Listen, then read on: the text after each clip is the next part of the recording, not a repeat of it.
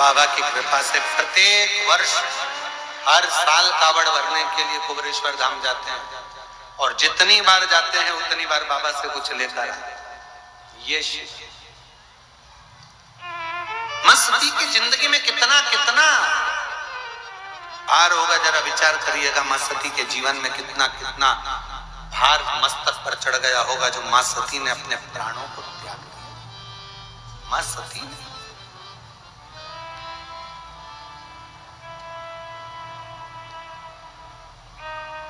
विचार करिए। मां सती बैठी हुई, पिता ने यज्ञ रखा था, यज्ञ सबको बुलाया था, मां सती को, शिव को नहीं।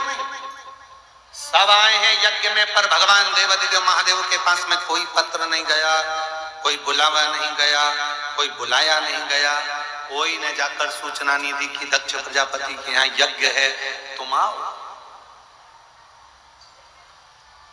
बल्कि यज्ञ के पहले दक्ष प्रजापति ने एक सभा रखी थी। उस सभा में भगवान देवादिदेव महादेव बैठे थे और सब बैठे हुए थे। दक्ष प्रजापति का आगमन हुआ था। शंकर भगवान उठकर खड़े नहीं हो पाए, सब खड़े हो गए, शिव खड़े नहीं हुए। तो दक्ष प्रजापति को क्रोध आ गया था, श्राप दे दिया, हे शिव, मेरी बेटी सती का विवाह तेरे साथ में हुआ है और तूने अपने ससुर का अपमान करा है। मैं तुझे श्राप देता हूं कि तू शमशान में निवास करेगा। जैसे ही शंकर भगवान ने सुना शमशान में निवास करूंगा, शिव जी प्रसन्न होने लगे, नाचने लगे। भगवान ब्रह्मा विष्णु ने पूछा, भोलेनाथ आपको श्राप लगा है और आप नाच रहे? शंकर भगवान कहते हैं, इसको श्राप कहते हैं क्या? मेरे ससुर मेरे बारे में कितना अच्छा सोचे हैं, मेरे ससुर ने मेरे लिए कितना अच्छा सोचा। उन्होंने मुझे शमशान का निवास दिया। मेरे ससुर के बराबर दुनिया में कोई ससुर नहीं होगा जो इतना अच्छा सोचा। प्लाट भी दिलाया तो ऐसी जगह दिलाया जहां कोई कब्जा ही नहीं करेगा। इससे जोरदार जगह कहां हो? लोग मकान पर कब्जा कर सकते हैं, दुकान पर कब्जा कर सकते हैं, फैक्ट्री पर कब्जा कर सकते हैं, जगह पर कब्जा कर सकते हैं, पर दुनिया का कोई व्यक्ति नहीं कि जहां पर व्यक्ति को जलाया जाता हो उस जगह पर कब्जा कर ले। मेरा स्थान वहां होगा, ये तो मुझे प्रसन्नता होना चाहिए। प्रसन्नता पर दक्ष प्रजापति ने ठीक नहीं। सती मैया के ऊपर टेंशन आ गया, मेरे पिता ने मेरे पति का अपमान कर दिया। चिंता में पड़ गई, बहुत ज्यादा चिंता। कितनी चिंता होती है जब घर में शादी होती है और शादी के समय पर जीजी को तो खूब पूछो, बहन जी बहन जी बहन जी, और जीजा जी को फूफा जी को मत पूछो। तो वो सत्यनारायण भगवान की पंजेरी का प्रसाद खा के फूफा ही करते रहते हैं।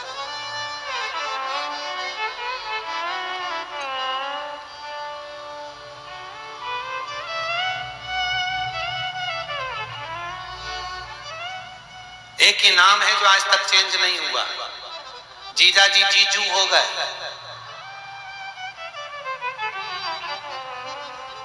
मामा मामू हो गए, चाचा चाचू हो गए। केवल एक ही है वो आज तक चेंज नहीं हुआ, फूफा। इनको किसी ने फूफू नहीं किया, बस एक ही चेंज नहीं, बाकी के सब चेंज हो। जी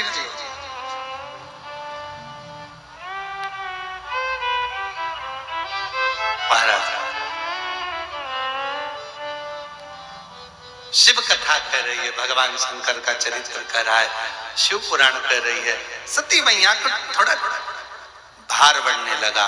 मेरे पति का अपमान हो गया, मेरे पति को अपशब्द कहा गया, मेरे पति को ताना दिया गया, मेरे पति को आड़ा टेढ़ा कहा गया, मेरे पति को अपशब्द कहा गया। चिंता बढ़ती गई और चिंता क्या बढ़ी? जब सबको बुलाया और सती माता के यहाँ कोई पत्र ना आया, तब और ज्यादा मां सती टेंशन में पड़ गई, भार बढ़ गया।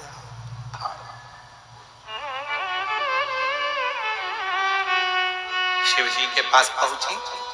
बाबा भोलेनाथ जी ने समझाया, क्या हो गया सती, तुम्हारा चेहरा उतरा हुआ है। सती ने कहा, प्रभु मेरे पिताजी के यहाँ यज्ञ है, सबको बुलाया पर अपने को नहीं बुलाया। शंकर भगवान बोले, कितनी अच्छी बात है, सबको बुलाया अपने को नहीं बुलाया, कुछ देना भी नहीं पड़ेगा। उनको मालूम है इनकी परिस्थिति ठीक नहीं है तो क्या देंगे, इसीलिए नहीं बुलाया होगा। चिंता मत करो, तुम तो अपने घर में आराम से रहो। सती कहने लगी, ऐसी कोई बात होती है? ठीक है, सती को समझा दिया। थोड़ी देर बाद वहीं से देव ऋषि नारद निकल कर चले गए, श्रीमन नारायण। और जैसे ही नारद जी निकल कर गए, सती मैया ने नारद जी को देखा। नारद जी को देखते से सती ने अपना चेहरा नीचे कर लिया, पर देव ऋषि नारद ऊपर से नीचे आ गया और नीचे आके श्रीमन नारायण, श्रीमन नारायण। सती मैया ने कहा, लड्डू खाओगे? नारद जी बोले, नहीं, अब तो तुम्हारे पिताजी के घर खाएंगे। अच्छा, तो तुम भी जा रहे हो? हाँ। तो इतने में देवऋषि नारद ने कह दिया, मैया तुम्हारे यहाँ पत्र नहीं आया, तुम्हारे पिता अपने दामाद को भूल गए। सती मैया बोली, अब तो ऐसा होता है कि घर के लोगों को पत्र की जरूरत नहीं पड़ती है, इसलिए नारद जी तुम जाओ। तो नारद जी ने कहा, जब पत्र की जरूरत नहीं है तो तुम हमारे साथ चलो, हम तुमको घुमा के लाते हैं यज्ञ में। ना ना, नहीं जाऊंगी मैं, पति की आज्ञा नहीं, मैं नहीं। नारद जी चले गए। थोड़ी देर बाद में गरुण जी जा रहे थे, उन्होंने भी यही कहा। वरुण जी जा रहे थे, उन्होंने भी यही कहा। सती के मन में उत्कंठा, जाओ जाओ।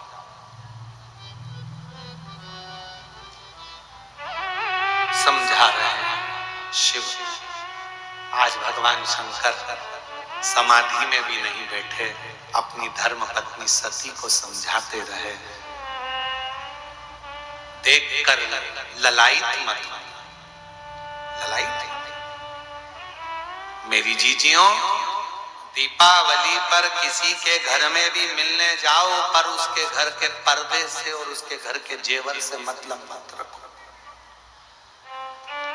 दूसरे के यहाँ मिलने जाते हो दिवाली पर, उसके घर की पेंटिंग और उसके घर के पर्दे देख कर आती हो और घर में आके प्राण खाती हो। अपन को वैसी लाना है, वैसी चूड़ी बनवाना है, वैसी मंगलसूत्र बनवाना है, वैसी मंगलसूत्र लाना है, वैसी पायजेब लाना है, वैसी तगड़ी लाना है। दिन रात दिन रात दिन रात दिन रात कलेश। और आखिरी में पति दिला भी देता है, जब एक दिन ऐसा आता है करवा चौथ का। इधर होती है करवा चौथ की नहीं होती? अरे जम के तो बोलो, होती है। एक दिन ऐसा आता है करवा चौथ का कि पति बेचारा अब जिद कर रही है तो दिला भी देता है। ना जाने कहां कहां से कर्जा वर्जा कर गले में एक छोटा सा पेंडिल दिला देता है। पर जिस दिन वो करवा चौथ की पूजन करती है और वो अपने पति का चलनी में मुंह देखती है, ये तो पति को देखती है, पति उसके गले का मंगलसूत्र 50,000 का देखता है।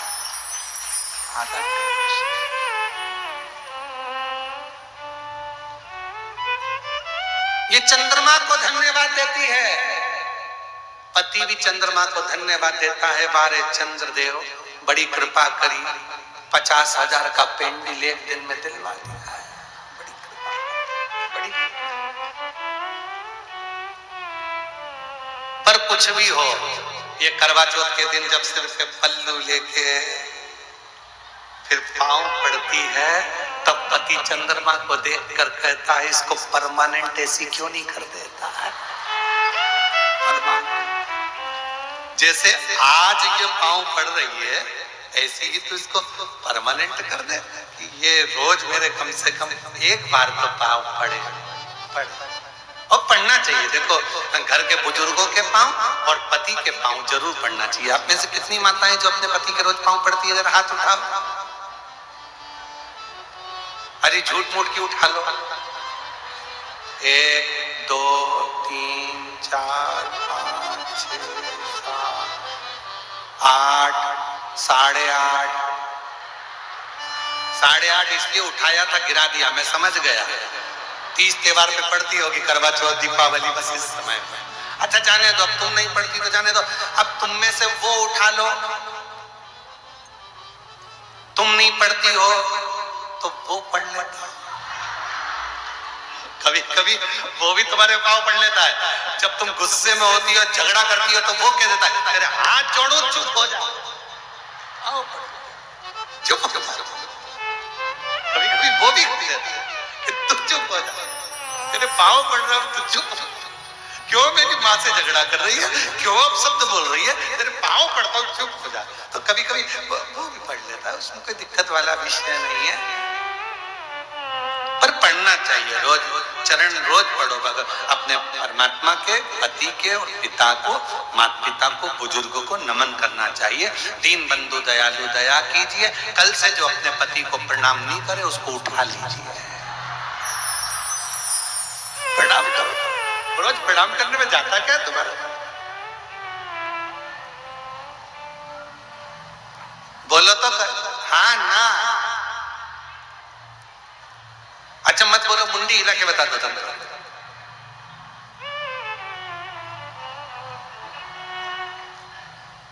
करना चाहिए, रोज प्रणाम करने में थोड़े ना कुछ घटता है, अपना कुछ नहीं घटता।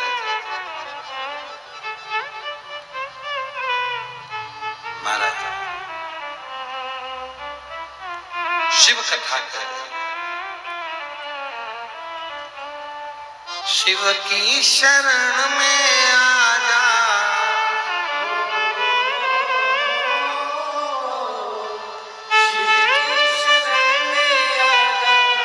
भोले की शरण में एक बार आ जा, आजा भोले की शरण में।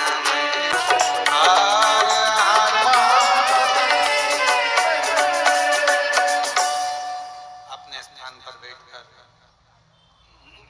बाबा देवाधिदेव महादेव को अपने मन का भाव कहिए, दिल से प्रार्थना करिए, विनय करिए, विनती करिए। बाबा को अपने मन का भाव हृदय से प्रेम से बाबा को कहिए। जहां जगह मिले वहां बैठकर शिव जी को मन से प्रार्थना करो, विनय करो, विनती करो।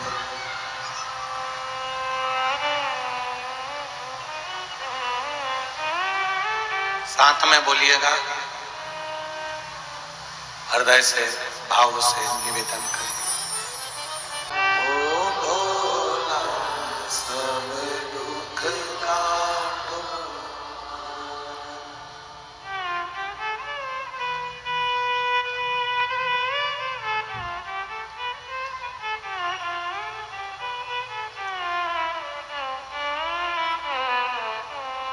बाबा देवाधिदेव महादेव भगवान शिव, ओगड़दानी त्रिकालदर्शी कैलाशी अविनाशी भगवान शंकर देव पवित्र कथा कह रहे हैं, शिव महापुराण की कथा वर्णन कर रहे हैं, शिव तत्व कह रहा है।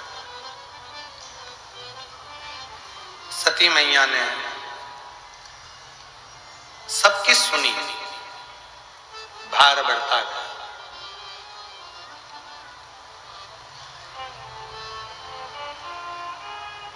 शिव जी ने माता सती को बार बार समझाया, सती जरूरी नहीं है कि हमारे यहाँ पत्र आए और जरूरी नहीं है कि हम यज्ञ में जाएं।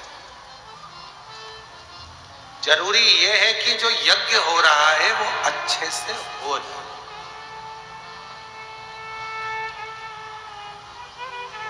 कितना सुंदर बात भगवान देवाधिदेव महादेव ने कही।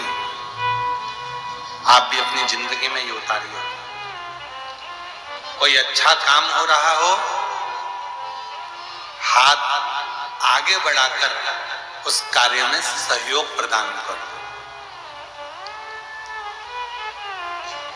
टांग मत अड़ाओ, हाथ थोड़ा सा आगे बढ़ाओ, जिससे हमारे क्षेत्र में, दंतेवाड़ा क्षेत्र में, गिदम में जो इतना दिव्य और भव्य जो आयोजन हो रहा है, शिव की कृपा से बाबा कुबेर भंडारी यहाँ आए हैं कथा करने के लिए, तो बाबा की कृपा से ये सफल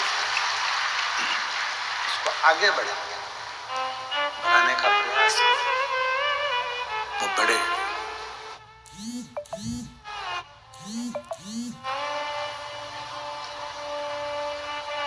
सर्वे भवन्तु सुखी। शिव कथा कर रही सती मैया को भगवान भोलेनाथ जी समझा रहे हैं, बारंबार समझा रहे हैं, बार बार उपदेश दे रहे हैं, पर सती मां समझने को तैयार नहीं। क्यों? उसका एक कारण होता है, जब व्यक्ति की बुद्धि में थोड़ा सा भी टेंशन आकर रुक जाता है तो फिर उसको रह रहकर वही बात बार बार याद आती रहती है, वही दिखता रहता है।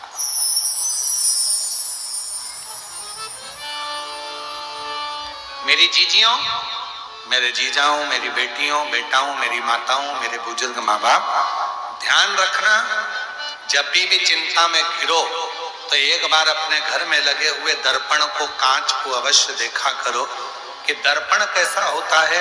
उसके सामने जो आता है वो खड़ा होता है, वो दिखता है, और जैसे ही कोई हट गया दर्पण पूरा खाली हो जाता है। उस दर्पण से हमको सीखना चाहिए कि ज्यादा अपने अंदर भरना नहीं है, दर्पण एकदम खाली है, आओ सामने खड़े हो जाओ, भरा दिखेगा, हट गए दर्पण खाली हो जाएगा। उसी तरह अपने अंदर ज्यादा अभिमान, अहम, अहंकार या किसी भी तरह के कोई विचारों को हम ज्यादा भर लेंगे तो वो हमको जीने नहीं देंगे, वो हमको जीने नहीं देगा।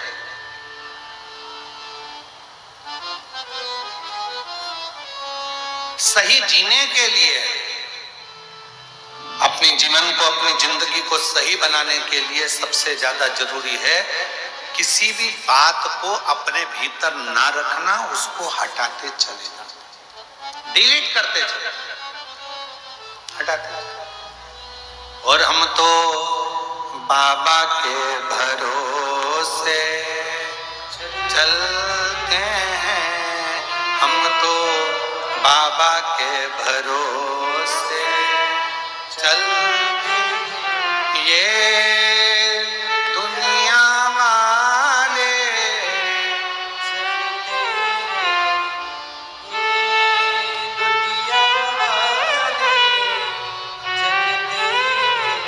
हम तो बाबा के भरोसे चलते हैं, डमरू वाले के भरोसे चलते, काशी वाले के भरोसे चलते हैं। अपने भगवान के आश्रित होकर उसके भरोसे पर चलो, बिना चिंता के।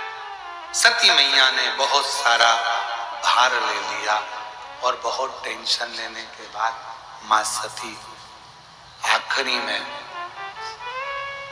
शिव जी का कहना नहीं मानी, प्रणाम किया मां सती ने और चल दी अपने पिता के घर।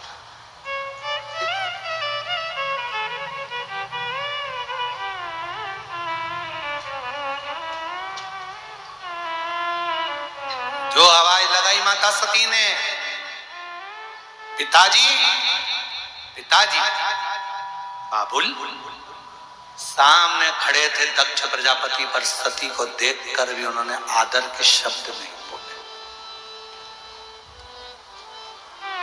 आदर का संबोधन नहीं दिया। सामने खड़े थे माता सती के बहन, सामने खड़ी थी बहुत सारे बहनोई, माता सती के जितनी बहनें थी, दामाद थे, सब ने सती को देखा पर किसी ने आदर नहीं दिया, सम्मान नहीं दिया, सत्कार नहीं। ना बहन मिली, ना भाई मिले, ना पिता मिले, केवल एक मां, माता सती की मां प्रसूति, माता सती की मां प्रसूति आई और मां मां होती है, मां मां होती है। इसीलिए जो माता पिता का घर है उसको मायका कहते हैं। मायका मतलब मां का आसियाना, माँ की गोद, माँ का घर, माँ का घर। लोग कहते हैं गुरुजी माँ नहीं है, पिताजी तो है, तो उसको पिता का घर क्यों नहीं? माँ के नाम से मायका है।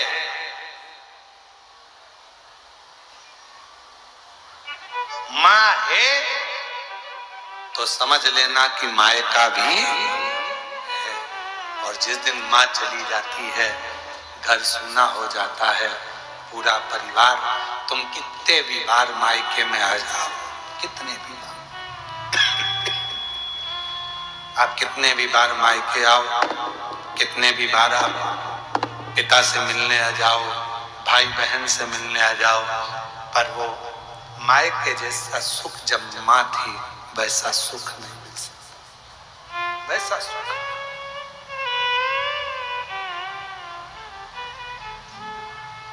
इसलिए मेरा निवेदन मेरी जीजियों से, जीजाओं से, मेरी बेटियों से, मेरे बेटाओं से, मेरे बुजुर्गों से एक निवेदन करूं, बूढ़ी से बूढ़ी माँ भी हो जाती है तो भी उसको अपने मायके की याद आती है। कितनी भी बूढ़ी हो जाए, मायके वालों को चाहिए, भले बाप माँ ना हो पर भाभी और भैया को चाहिए कि अपनी बूढ़ी से बूढ़ी बुआ को भी, अपनी से बूढ़ी बहन को भी एक बार तो फोन कर लिया, एक याद नहीं चाहिए उसको धन तुम्हारा, साड़ी भी मत देना, एक जोड़ी कपड़ा भी मत देना, पर अपनी बहन को कितनी भी बुजुर्ग हो जाए, बुआ जी भतीजे हो तो फोन लगा कर बोला करो, बुआ दुआ देगी, मेरे भतीजे ने याद किया है, बुलाया है। बुजुर्ग है, बूढ़ी है, फिर भी आस। महाराज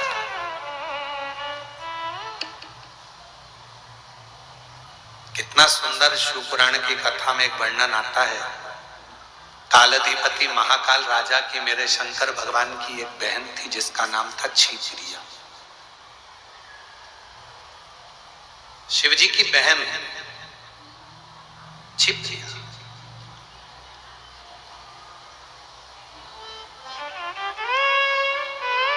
भगवान देवाधिदेव महादेव तो समाधि में लीन रहते थे, शंकर भगवान साधना में लीन रहते थे, पर जब जब कोई त्योहार आता था तब भगवान श्री गणेश जी महाराज, षडानंद कार्तिकेय जी महाराज, रिद्धि सिद्धि सब अपनी बुआ छिप्रिया से मिलने के लिए जाते थे। इसलिए आज भी उज्जैन में माँ छिप्रा के तट पर हर सिद्धि है, माँ छिप्रा के तट पर विनायक हैं, भगवान श्री गणेश जी हैं, माँ छिप्रा के तट पर काल भैरव हैं, माँ छिप्रा के तट पर सारे 33 कोटि देवता, 84 महादेव सब छिप्रा के तट पर विराजमान है।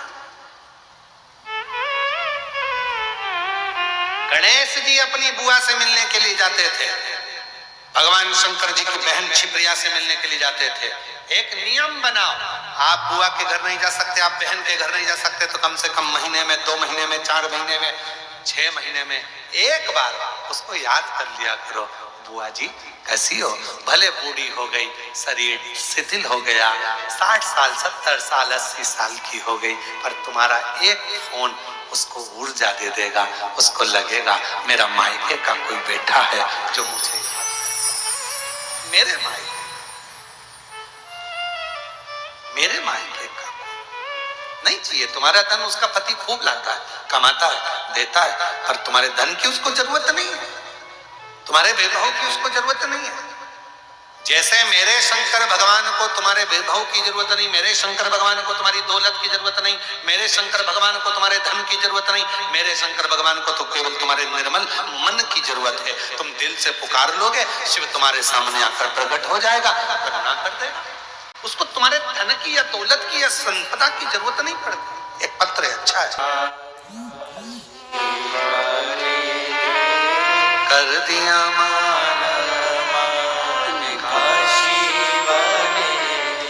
शिव कृपा, शंकर भगवान की करुणा, उनकी उदारता, उनकी दया सती माता से केवल मां मिलती है, बाकी के कोई नहीं। और मां होती है, मामा है। पहुंची, सब बैठे थे, सबका सिंहासन था, पर शिव जी के लिए ना कोई सिंहासन था, ना शंकर का कोई नाम था। क्रोध आ गया माता सती को, पिताजी आपने मेरे पति का अपमान करा, तुम्हारे दामाद है ना वो।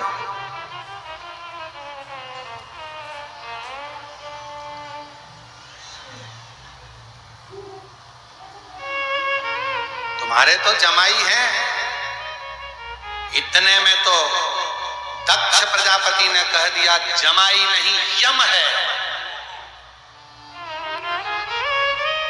क्रोध आ गया, क्या करूंगी ऐसा शरीर रखकर जिसके पति को यम कहा जा रहा है।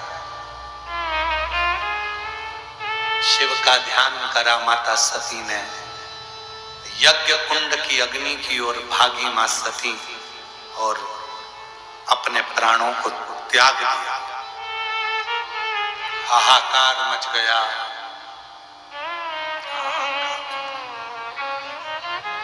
स्वामी यम कहाँ है तुमको, यम कैसा होता है, दिखाना मेरे पिता को।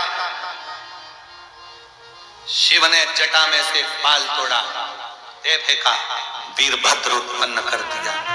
ऐसा रुद्रगण सामने आकर खड़ा हो गया। आज्ञा प्रभु।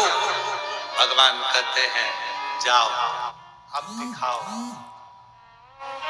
जमाई कैसा होता है। जाकर दक्ष प्रजापति का शीश काटा, शीश कटा, अग्नि में गिरा,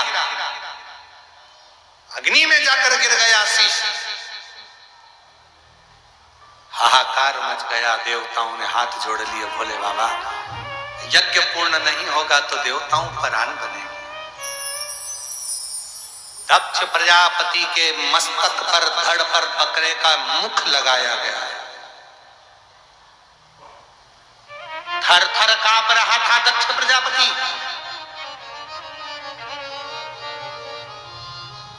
सामने जमाई के रूप में यम स्वयं नजर आ रहा था। लग रहा था कि अब तो मृत्यु निश्चित है, निश्चित। इसलिए आज भी ससुर के प्राण छूटते हैं तो जमाई को सामने नहीं रखते। अब तुम्हारे इधर ऐसा होता हो तो बात दूसरी हो, पर अगर बहुत बुजुर्ग कोई व्यक्ति है और प्राण जा रहे हैं तो जमाई सामने नहीं आती।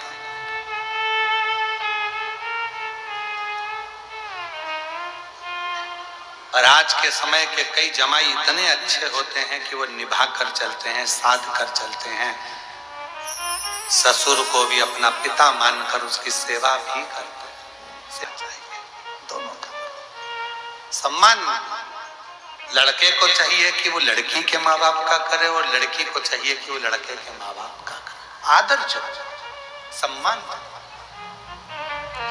जब भी लड़की अपने लड़के के पति के माँ बाप से मिले तो चेहरे पर प्रसन्नता हो, और जब भी लड़का दामाद अपनी पत्नी के माँ बाप से मिले तो उसके चेहरे पर प्रसन्नता हो।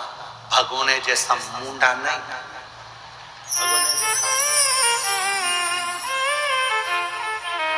पर ना जाने कौन सी अकड़ रहती है। कुर्सी पर ऐसे बैठेंगे जैसे कि हम दामाद हैं तो हम काय को। जाओ जरा चाय लिया, और मन में सोचे थे जूता ला दे। चाय तुम्हें मालूम नहीं है हम दामाद हैं। अरे नमन हो, जैसे हमारी बहन नम्रता रखती है आपके घर में, वैसी नम्रता आप रखिए हमारे घर में, तो चलता है परिवार, नहीं तो कोई परिवार चलता। दोनों की नम्रता, दोनों की सरल, दोनों की सरल। बेटियों से निवेदन है, वो भी लड़के के जो पति है तुम्हारा उसके माँ बाप का पूरा आदर करिए। जब भी सास ससुर से मिलो, वो दो शब्द कह भी दें, ताना दे भी दें, तो भी तुम्हारे चेहरे की हंसी नहीं जाना चाहिए, तुम्हारे चेहरे पर प्रसन्नता रहना चाहिए। वो कितनी भी गाली दे दें तो भी तुम्हारे चेहरे की प्रसन्नता खत्म नहीं होना चाहिए। वो झगड़ा भी कर ले तो भी चाय बनाकर अपनी सास को जरूर पिलाओ। ज्यादा गुस्सा आए, बहुत तेज गुस्सा आ रहा है सास के ऊपर भी, किसी के ऊपर भी, तो थोड़ी अदरक को ज्यादा कूट लो, ज्यादा पर चाय बनाकर पिलाओ। और ज्यादा गुस्सा आए तो आलू के पराठे बनाओ, आटा भी अच्छी जमजम के उसनो गुस्से में, और आलू को भी मलो ऐसे लपक के कि पूरा गुस्सा उस आलू पे निकल जाए। तो आलू के पराठे खा लो, चाय बना के पी लो, पर अंदर गुस्सा मत रखो। फिर कितनी भी नाराजगी हो, एक दूसरे से प्रेम करना प्रारंभ करो, प्यार इसमें करो, केवल मोबाइल पर नहीं। आई मिस यू, केवल मोबाइल पर नहीं।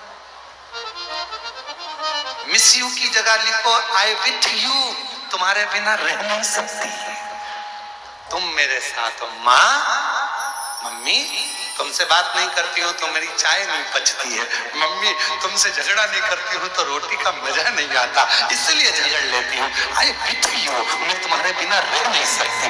माँ, तुम सास नहीं मेरी माँ हो। और दामाद से निवेदन है, ससुराल में जाना तो उसको भी याद आए तुम्हारी कि मेरा दामाद नहीं, मेरा बेटा आया है। आई विथ यू, आई तुम्हारे बिना नहीं रह सकता, अच्छा लगता है। पापा तुमसे मिलता हूँ ना, अच्छा लगता है। मम्मी कभी कभी आता हूँ ना, अच्छा लगता है, अच्छा लगता है। अब मालूम पड़े सास इधर मुंह फुलाए, बहू उधर मुंह फुलाए, दोनों उधर वो अपने कमरे में बैठ के न्यूज चैनल देख रही हो और तुम इधर बैठ के कुमकुम भाग्य देख रहे हो।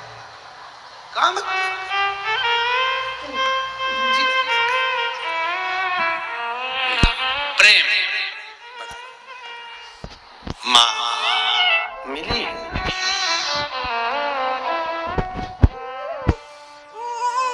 क्रोध, वीरभद्र ने दक्ष प्रजापति का सिर कट गया, सती माता जलकर भस्म हो गई। शिवजी आए, देखा मां सती के शव को, शरीर को उठाया, अपने कंधे पर तांडव रचना प्रारंभ कर दिया भगवान शंकर ने। शिव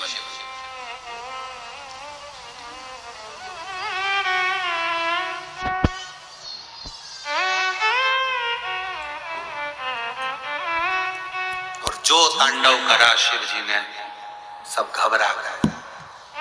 ब्रह्मा जी ने भगवान विष्णु जी को याद किया, प्रभु कृपा करिए, जब तक सती माता का शरीर कंधे पर रहेगा तब तक महादेव का क्रोध शांत नहीं होगा, ये शरीर नीचे गिर जाए, ऐसी कुछ कृपा कर दीजिए। भगवान विष्णु बोले सामर्थ्य नहीं सती के शरीर को काटने की, क्योंकि शरीर सती के शरीर में शिव बसे हैं, उनके अंग 3.5 करोड़ रोम छिद्र मनुष्य के शरीर में है। ये 3.5 करोड़ रोम छिद्र में शंकर समाया है, इसको काटा नहीं जा सकता। कौन काटेगा? तो क्या सुदर्शन चक्र तो शिव जी का है ना, उसी से काट दो। शंकर के चक्र से ही सती के शरीर के टुकड़े किए, टुकड़े गिरते गिरते 52 शक्तिपीठ का निर्माण हुआ। उसी में से एक शक्तिपीठ जहां पर दंत गिरा, वो ये दंतेवाड़ा दंतेश्वरी माता का शक्तिपीठ।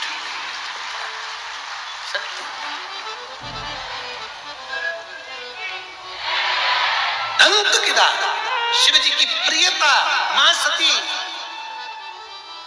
आप इतनी संख्या में बैठे हो, अगर परिवार में कोई बुजुर्ग, रिश्तेदार में कोई बुजुर्ग मरा होगा और उसकी अगर राख समेटने के लिए गए होगे तो पूछना उनसे, उसमें सबसे खास चीज क्या उठाना पड़ती है? तो कहा उसमें से सबसे खास चीज अगर उठाना पड़ती है, अगर उसके दांत थे तो उसमें से दांत जरूर चाहिए विसर्जन। कपाल जरूर चाहिए। अस्थियों का जब संचय किया जाता है, अस्थियों को उठाया जाता है, उसमें से दांत अलग से बीने जाते हैं। क्यों? वो प्रीता है।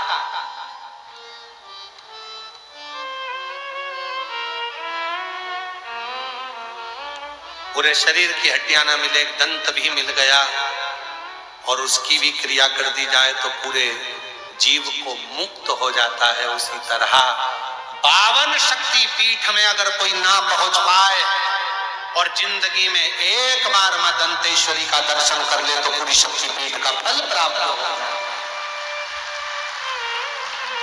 वो मां दंतेश्वरी है जो दंत के रूप में विराजमान, दंत ना जाने कितनों का काल हर लेती है, ना जाने कितनों का दुख हर लेती है, ना जाने कितनों का कष्ट हर लेती है। और जब उसका मन पड़ता है तो मंदिर से निकलकर भक्तों के बीच में नृत्य भी कर लेती है। वो दंतेश्वरी है, वो दंतेश्वरी।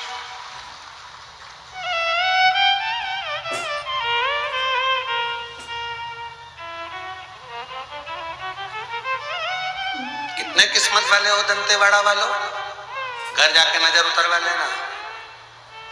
तुम माई के गोद में रहते हो और छाती ठोक कर कह सकते हो कि हमारी माँ है दंतेश्वरी, जिसकी गोद में तुम रहते हैं, जिसकी गोद में रहते हैं। भगवान देवाधिदेव महादेव से एक बार माता पार्वती ने एक प्रश्न किया था, भोले बाबा आप मां सती को याद करते हो, सती से मिलने के लिए कहां जाते हो? शंकर भगवान ने कहा वो बस्तर का क्षेत्र, वो दंतेश्वरी के दांत का स्मरण करने के लिए। और पूरे शरीर की सबसे ज्यादा सुंदरता देने वाली चीज ही क्या है? बोलो बोलो। ये तुम्हारे दांत जब निपट जाए पूरे की पूरे, पापड़ को भी जब तुम चूर के खाओ तब तुम्हारे मुंह को कौन देखे? कौन देखे? ना मुख में दांत है, ना शरीर में हाथ है, क्या मतलब का? एक स्माइल ना जाने कितनों की नींद उड़ा देती है। एक स्माइल प्रैक्टिकल करके देखना। यहां से जाते जाते कोई खड़ा हो तो एक बार हंस के चले जाओ, वो 4 दिन तक सोएगा नहीं। क्यों हंसी थी? क्यों हंसा? कारण क्या है? नींद में भी सोच रहे। पत्नी कोनी मारकर पूछ रही क्या बात है, नींद नहीं आ रही? कथा में गया था, एक हंस दिया था। क्यों हंसा था आज तक नहीं मालूम पड़ा। अब उसको समझाओ कि वो सीहोर वाले महाराज ने प्रैक्टिकल करने का बोला था, इसलिए। माँ है हमारी दंतेश्वरी, जो करुणा की मूर्ति है, दया की मूर्ति है, किसी को खाली नहीं छोड़ती है, जो आता है भर भंडारा भेज देती है। वो दंतेश्वरी, वो दंतेश्वरी। टुकड़े टुकड़े हुए शरीर के 52 शक्तिपीठ का निर्माण हुआ। शंकर भगवान विलप पड़े, सती के भस्म को शरीर पर धारण कर लिया, समाधि में लीन हो गए। जो सती माता जलकर भस्म हुई थी वो हिमालय राज के घर में पार्वती के नाम से प्रकट हो गई। मां पार्वती।